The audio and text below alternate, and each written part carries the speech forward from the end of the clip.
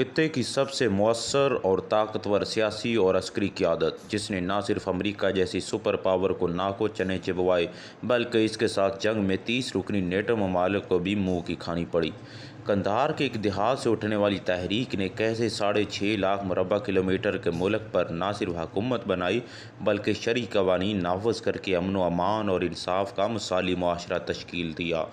تحریک اسلامی طالبان کی ابتدا سے لے کر عروج و زوال کی مکمل داستان آپ اس ویڈیو میں جان سکیں گے، لیکن آگے بڑھنے سے پہلے ہمارے چینل کو سبسکرائب کر لیجئے تاکہ نئی آنے والی تمام انفارمیٹیو ویڈیوز آپ تک پہنچ سکیں۔ لفظ طالبان پشتو زبان کا لفظ ہے جس کے معنی طالب علم کے ہیں۔ نسلی اعتبار سے یہ پشتون لوگ ہیں۔ یہ وہ لوگ ہیں جو روس کی افغانستان میں آمد کے بعد افغان جہاد میں مجاہدین کے ساتھ مل کر لڑتے رہے۔ روس کو شکست دینے کے بعد مجاہدین کی آپس میں شدید چپکلش ہوئی، جس کے باعث ملک خانہ جنگی کا شکار ہو گیا۔ 1994 میں قندھار کے ایک گاؤں سے ملا محمد عمر نامی شخص نے، جو کہ ایک مدرسے کا طالب علم تھا، ایک تحریک کا آغاز کیا جسے تحریک اسلامی طالبان کہا جاتا ہے۔ طالبان کی جانب سے جس بیانیے کا پرچار کیا گیا تھا وہ یہ تھا کہ اقتدار میں آنے کے بعد ان علاقوں میں امن کی بحالی اور سیکورٹی یقینی بنائی جائے گی اور اسلامی قانون یعنی شریعہ کا نفاذ یقینی بنایا جائے گا۔ جنوب مغربی افغانستان سے طالبان نے آہستہ آہستہ ملک کے بیشتر علاقوں پر اپنا اثر و رسوخ بڑھانا شروع کیا اور ستمبر 1995 میں انہوں نے ایران کی سرحد سے متصل صوبہ ہرات پر باقاعدہ قبضہ کر لیا۔ اس سے ایک برس بعد ہی انہوں نے افغان دارالحکومت کابل پر بھی قبضہ کر لیا اور سوویت یونین کو شکست دینے والے افغان مجاہدین کے بانیوں میں سے ایک برہان الدین ربانی کو اقتدار سے ہٹا دیا۔ سن 1996 میں طالبان نے امارت اسلامیہ افغانستان کے نام سے باقاعدہ اپنی حکومت کا اعلان کر دیا۔ سن 1998 تک طالبان نے افغانستان کے 90% علاقے کا کنٹرول سنبھال لیا۔ افغان عوام نے سوویت افواج کے انخلاء کے بعد مجاہدین کے اقدامات اور ان کے جانے کے بعد ملک میں ہونے والی خانہ جنگی کو دیکھتے ہوئے طالبان کو خوش آمدید کہا۔ آغاز میں ان کی شہرت کی بڑی وجہ کرپشن کے خاتمے کے لیے اقدامات، لاقانونیت کا خاتمہ اور علاقے میں سڑکوں کے قیام اور اپنا کنٹرول مضبوط بنانے کے لیے تجارت کو بہتر بنانا شامل تھا۔ تاہم طالبان نے اسلامی سزاؤں کے نفاذ کا آغاز بھی کیا، جیسے قتل کے مجرموں یا زنا کرنے والوں کو سرِ عام پھانسیاں اور چوری کرنے والوں کے ہاتھ کاٹنا وغیرہ شامل تھا۔ مردوں کے لیے داڑھیاں رکھنا جبکہ خواتین کے لیے برقع پہننا لازمی قرار دیا گیا۔ طالبان نے ٹیلی ویژن، موسیقی اور سینما پر بھی پابندی عائد کر دی اور 10 سال سے زیادہ عمر کی لڑکیوں کے سکول جانے پر بھی پابندی لگا دی۔ طالبان پر انسانی حقوق اور ثقافتی خلاف ورزیاں کرنے کا الزام لگا۔ اس کی ایک مثال سن 2001 میں سامنے آئی جب طالبان نے وسطی افغانستان میں معروف بامیان بدھا کے تاریخی مجسمے تباہ کر دیے۔ دنیا کی توجہ صحیح معنوں میں طالبان پر اس وقت پڑی جب نیو یارک میں 9/11 کے حملے ہوئے۔ طالبان پر ان حملوں کے سرغنہ اسامہ بن لادن اور ان کی تنظیم القاعدہ کو پناہ دینے کا الزام عائد کیا گیا۔ 7 اکتوبر 2001 کو امریکہ کی سربراہی میں اتحادی ممالک کی افواج نے افغانستان پر حملہ کر دیا اور دسمبر کے پہلے ہفتے تک طالبان کو اقتدار سے ہٹا دیا گیا۔ اس وقت چند اہم اشخاص کی تلاش میں دنیا کی سب سے بڑی مہمات چلائی گئی، لیکن اسامہ بن لادن، طالبان کے رہنما ملا محمد عمر اور دیگر سینئر رہنما بچ نکلنے میں کامیاب رہے۔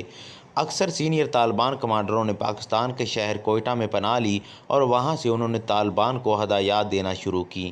تاہم پاکستان کی جانب سے کوئٹہ شورا کی موجودگی پر لا علمی کا اظہار کیا جاتا رہا۔ افغانستان میں غیر ملکی افواج کی تعداد میں اضافے کے باوجود طالبان نے آہستہ آہستہ اپنا کنٹرول واپس لینا شروع کر دیا اور پھر اسی میں اضافہ کرتے چلے گئے۔ یوں ملک کے بیشتر علاقے غیر محفوظ ہو گئے اور ملک میں تشدد 2001 کی سطح تک جا پہنچا۔ طالبان نے کابل پر متعدد حملے کیے اور ستمبر 2012 میں گروپ نے نیٹو کے سب سے بڑے اڈے پر بڑا حملہ کر دیا۔ سن 2013 میں مذاکرات کے ذریعے امن کے قیام کی امیدیں کچھ دیر کے لیے اس وقت بحال ہوئی تھی جب طالبان نے قطر میں اپنا دفتر کھولا تھا۔ تاہم دونوں طرف موجود عدم اعتماد میں اضافہ ہوتا رہا اور تشدد کا سلسلہ جاری رہا۔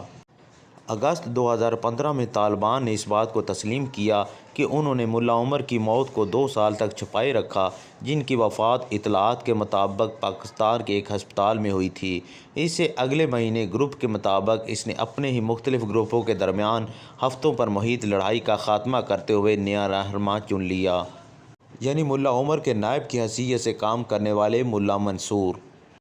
اسی دوران طالبان نے ایک دفعہ پھر 2001 میں شکست کے بعد سے پہلی مرتبہ ایک اسٹریٹجک اہمیت رکھنے والے شہر قندوز کا کنٹرول سنبھال لیا۔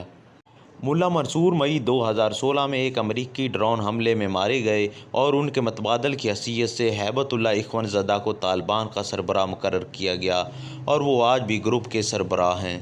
غیر ملکی افواج کی موجودگی اور افغانستان سیکورٹی فورسز کی تربیت اور اسلحے کی فراہمی پر اربوں ڈالر خرچ کیے جانے کے باوجود طالبان کو ختم نہیں کیا جا سکا اور ملک کے دور دراز علاقوں میں ان کی سرگرمیاں جاری رہیں۔